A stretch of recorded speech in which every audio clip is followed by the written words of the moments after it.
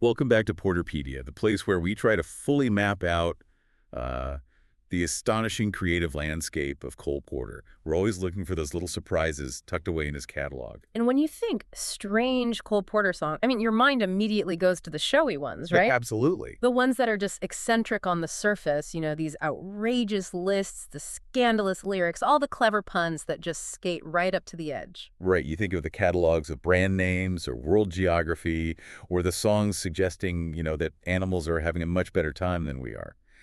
Porter is Broadway's master ironist. His wit was his charm, but it was also his shield.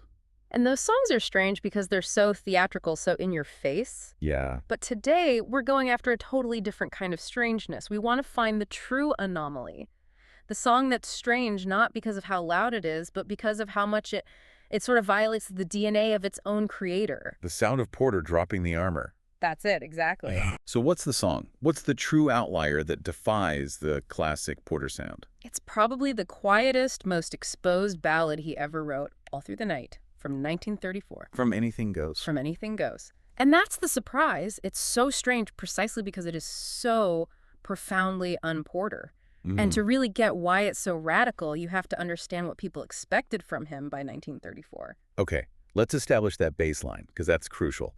What are the essential ingredients of a Cole Porter song from that era? What do we expect to hear? Well, there's a pretty clear list. Number one, you expect that linguistic agility, the famous verbal wit, the machine gun internal rhymes that are they're almost perfect. Right, the cleverness. And then two, emotional distance. The feelings are definitely there, but you're always seeing them through this filter of irony or sophistication. And three would have to be the music itself, the harmonic complexity. The chords are always moving in these elegant, surprising ways. Yes.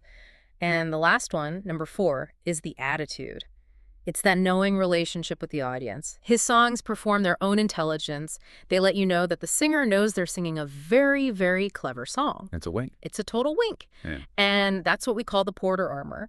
He built this persona in his music and his life where intelligence and charm were basically self-defense. Emotion was rarely, if ever, naked. He always preferred style, implication, not raw confession. Exactly. Even a heartbroken singer in a Porter song has flawless composure. They might be in pain, but they're going to deliver that pain with a perfectly polished line. The wit is the shield. Okay, that sets the stage perfectly. So if that shield of verbal perfection defines him, how on earth does it break so completely in All Through the Night? Because it was written for this show, that is the absolute pinnacle of that shield. Anything Goes is just pure high-octane Broadway chaos. Right, we're talking a madcap plot on an ocean liner, tap-dancing sailors, social satire, and these huge verbal showstoppers like Anything Goes and You're the Top. The whole score is just accelerating. And then nestled right in the middle of all that fire, among all these explosive numbers, is All Through the Night, a song that barely seems to move. The contrast itself is jarring. That's the first layer of its strangeness. So let's get into the lyric itself, because this is where the absence of that Porter signature really hits you. The source material says the lyric is so plain it's almost unfinished. For him, it's an act of a profound lyrical austerity. I mean, look at the whole structure of it. All through the night, I delight in your love. All through the night, you are sent from above. It's just simple repetition. It's built on almost brutal repetition. So help me understand the scale of that. What is he actively holding back here compared to his usual work? Everything. His entire technique is usually accumulation. Think about You're the Top. He accumulates all these comparisons. A Waldorf salad? The nose on Jimmy Durante? Dozens of them. And that momentum is driven by these dazzling internal rhymes. You're a symphony by arrangement with me. It's pure verbal velocity. And All Through the Night. There are no lists, no punchlines, almost no internal rhymes. There is zero verbal play designed to impress you. The lyric doesn't progress through cleverness, it just states a condition. And it just sustains it. It just sustains it. This refusal to deploy his own mastery is completely unique. It's not just the words, though. The music does the same thing. We mentioned the harmonic gymnastics we expect. Where are they in this song? They're just gone. They're conspicuously absent. His big ballads usually use those complex chord changes to create movement, to suggest some kind of emotional maneuvering. A sudden key change to signal a realization or a pang of pain. Right. But here, the melody just moves gently, almost predictably. It uses simple, direct harmony that just anchors the song in this state of musical stillness. It resists that big theatrical crescendo. So the music itself is supporting this feeling of stasis. It's reinforcing the idea of duration, of wakefulness. I mean, most songs in a musical have to advance the plot or reveal something new about a character. This song, and the source material puts it perfectly, the song does not do anything. It simply stays. It simply stays. Wow. It suspends time. That description, it simply stays, feels almost unsettling. It makes you think the repetition isn't just for a catchy tune, it's something psychological. And that's it. Repetition becomes the engine of the meaning. He almost never uses it this way. Here, the phrase is less a refrain and more like a looping thought you can't escape in the dark. So it's devotion, but it's devotion shaded with sleeplessness. Love that literally stops you from resting. Precisely. Which aligns the song less with witty Broadway romance and more with this kind of private, nocturnal obsession. It's intensely inward-facing, the complete opposite of the public, performative Porter. Which brings us to what might be the most radical part of the song. Yes. The complete and total absence of irony. Yes. There's no wink, no misdirection. The speaker isn't protecting themselves at all. This is the critical point.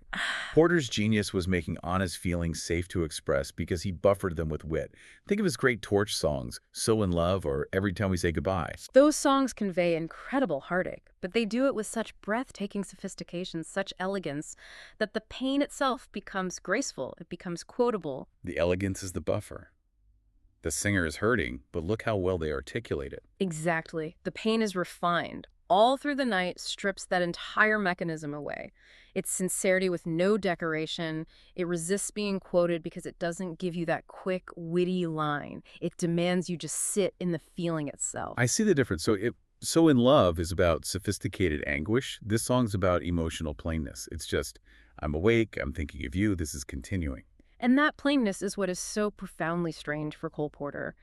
The emotional stance is durational, it's almost endured. It isn't theatrical anguish, it's private wakefulness. Which makes his placement inside anything. Oh, God. It was just a staggering paradox. I mean, that shows all about chaos and speed and moral looseness. And the song acts as a complete, abrupt pause in that machinery of chaos.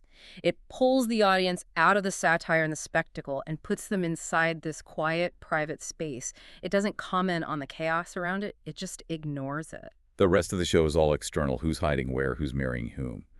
This one song pulls you completely inward. If Porter's public voice was built on control-poised, agile, elusive, then All Through the Night is the moment he dismantled that entire system. This is the unguarded Porter. The speaker isn't commenting on the feeling, they're just inside it. It's love experienced in total isolation.